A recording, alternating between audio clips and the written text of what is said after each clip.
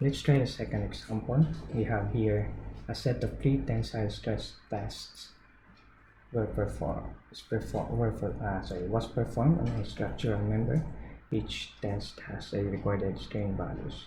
Basically, you see here the first test, second test here, then the third test. Then they have their respective strain values. Okay, so then we encoded them as our x data and then y data.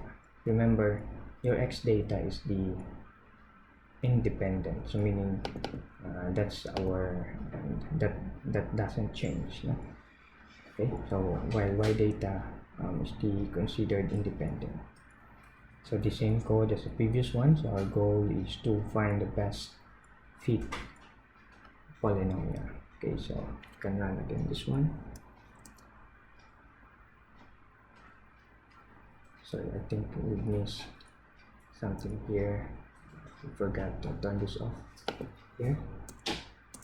Okay, so then going back here, so we have first degree with a standard deviation of 0.11, second degree 0.11 still, third degree 0.12, fourth degree 0.13. So you see my standard deviation is increasing, and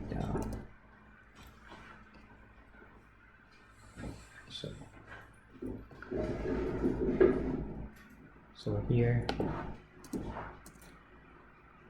so these are the points, okay, the one in the blue dots. So these are the data. You can see a straight line for the first degree, second degree somehow like a curve, but you cannot see the curve now in that case, so it seems like a straight line. Then you have the third degree, then you have the fourth degree. Okay, well, in this case it's better if we use the linear equation, because if you see the linear standard deviation, the linear equation is almost the same with the quadratic equation. So it would be better to choose the lower degree polynomial in this case. Okay.